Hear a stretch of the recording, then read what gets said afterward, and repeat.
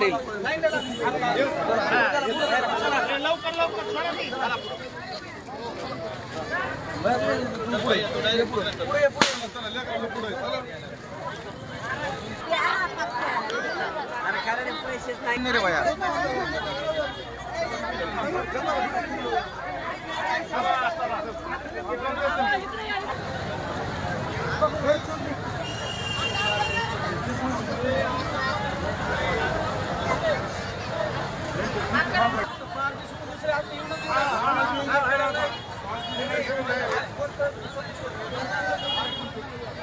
प्रथा आणि परंपरा चालू आहे।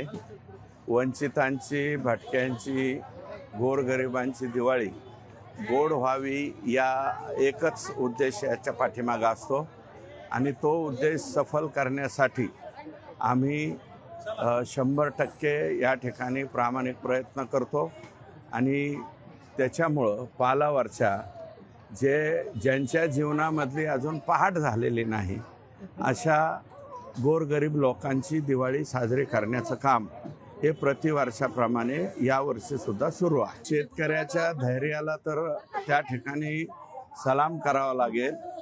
अतिशय धैर्यानं शेतकऱ्यांनी दिवाळी ही साजरी केलेली आहे। परंतु एक आनंदाची बाब आहे की दिवाळीच्या दिवशी, आदल्या दिवशी आणि आता सुद्धा शेतकऱ्यांचे पैसे हे अकाउंटवरती त्या ठिकाणी पडतायत आणि अकाउंटवरती पडल्यामुळं त्यांची सुद्धा दिवाळी या ठिकाणी काही प्रमाणात सर्व 100% पोहोचलेत असं मी म्हणणार नाही, कारण 2 दिवस बँकाही बंद आहेत आणि बंद असल्यामुळं काही अडचणी त्या ठिकाणी आलेल्या आहेत। परंतु बऱ्यापैकी दिवाळी या ठिकाणी साजरी झाली।